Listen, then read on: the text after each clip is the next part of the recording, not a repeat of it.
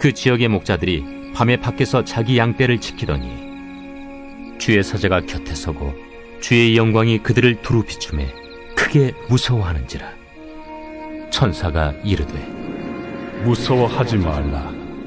보라, 내가 온 백성에게 미칠 큰 기쁨의 좋은 소식을 너희에게 전하노라.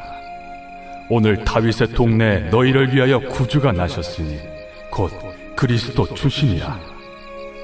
너희가 가서 강부에 쌓여 구유에 뉘어 있는 나귀를 보리니 이것이 너희에게 표적이니라.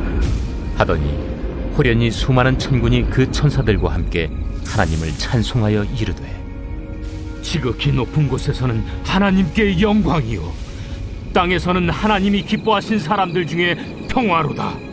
메리 크리스마스.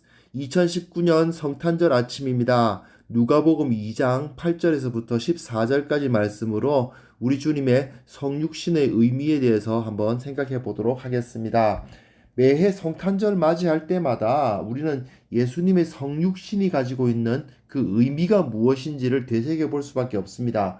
복음서가 4개가 있는데 예수님의 성육신에 대해서 다루는 것은 마태복음과 누가복음이죠. 그런데 이 마태복음과 누가복음의 강조점은 사뭇 다릅니다. 마태복음은 예수님을 굉장히 높이 올려요. 그래서 예수님이 다윗의 왕조를 잇는 고귀한 혈통을 타고나신 분이다.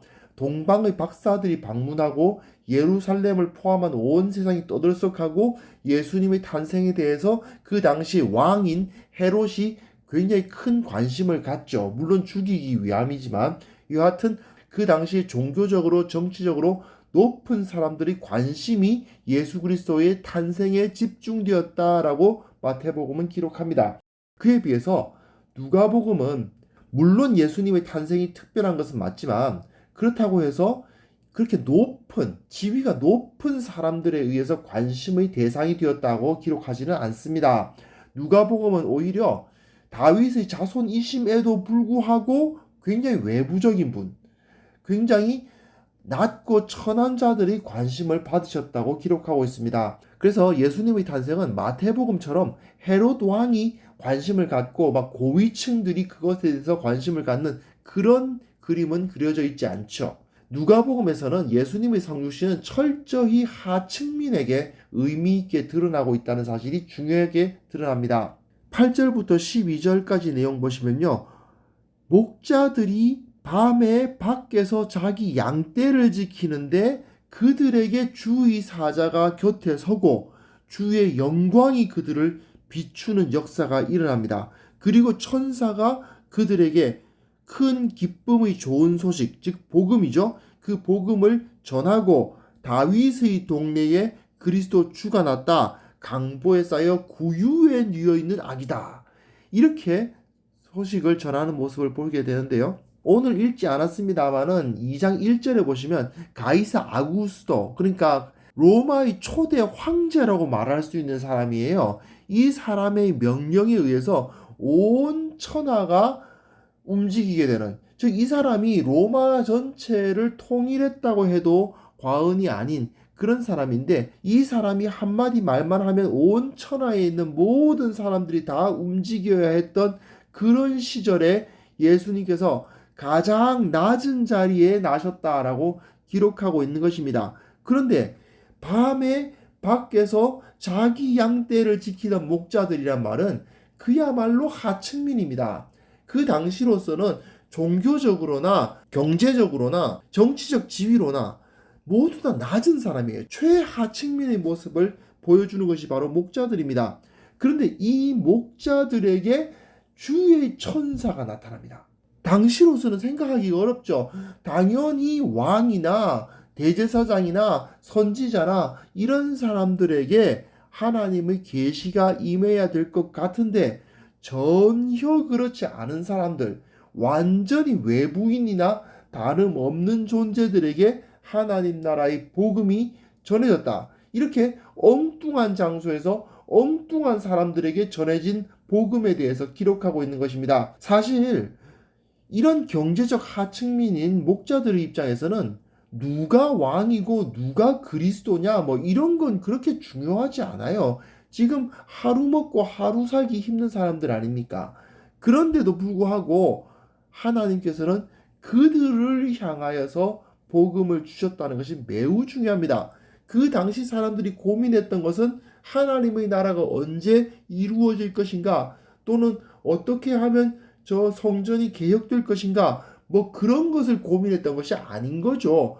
그럼에도 불구하고 하나님은 이처럼 자신의 삶에 갇혀 있었을 것 같은 이런 작은 자들을 들어서 하나님의 나라를 세워 가셨다라고 메시지를 던지고 있는 거죠. 그 13절 14절 보시면 다시 호련히 수많은 천군이 나타나서 그 천사들과 함께 하나님을 찬송하면서 하나님께 영광, 땅에는 평화, 그 선포를 하고 있습니다. 이 앞에서 호련히 수많은 천군이 나타났다고 하니 이 목자들 입장에서는 정말 엄청난 거죠. 그야말로 최하층민이었음에도 불구하고 이런 엄청난 영광스러운 모습을 보게 된 겁니다. 그런데 그 천군 천사들이 노래가 무엇을 노래합니까? 영광과 평화입니다.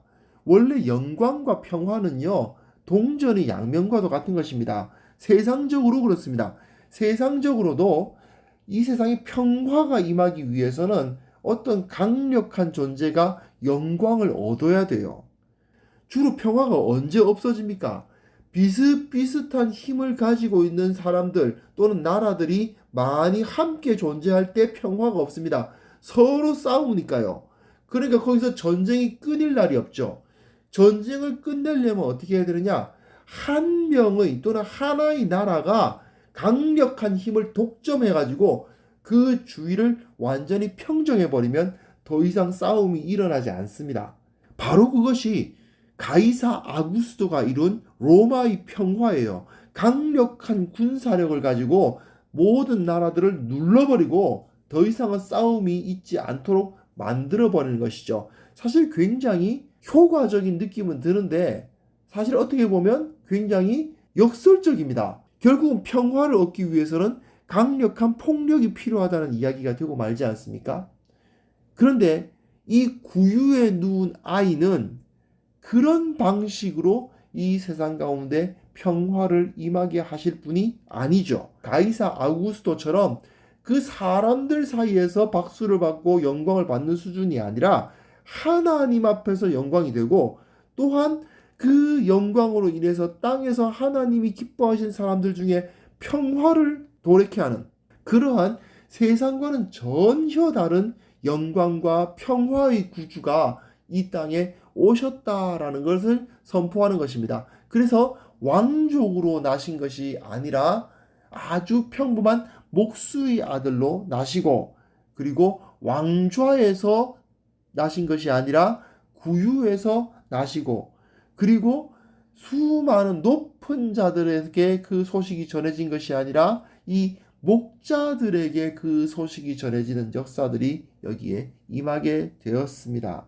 성탄절은 늘 연말에 있죠.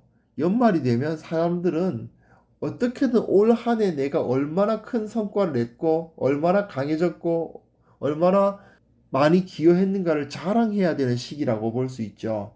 그러다 보니까 가끔은 교회도 성탄절만 되면 그 영광을 어떻게든 뽐내려고 노력하는 것 아닌가 하는 생각이 듭니다. 큰 트리를 세우고 번쩍번쩍하게 네온사인을 밝히죠. 그러면서 성탄절이 예수 그리스도를 전하기 위함이라고는 하는데, 근데 단순히 예수님을 전하기 위함이라기보다는 우리 교회 큰 교회다, 우리 교회 잘 나가는 교회다라는 것을 자랑하려고 거대한 트리를 세우는 건 아닌가 한번 고민해 볼 만한 문제인 것 같습니다. 분명 성탄절의 주인은 우리 주 예수 그리스도십니다.